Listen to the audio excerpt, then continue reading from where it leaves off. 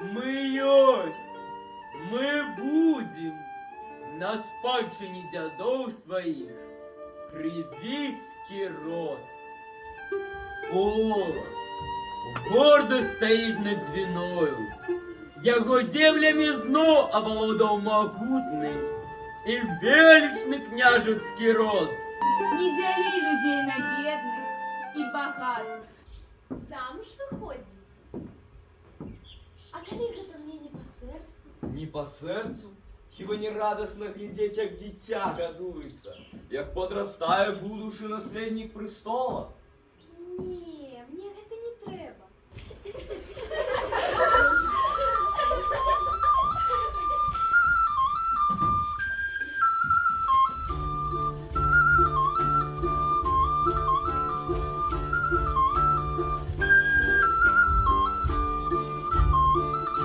Подобная Євфросиня.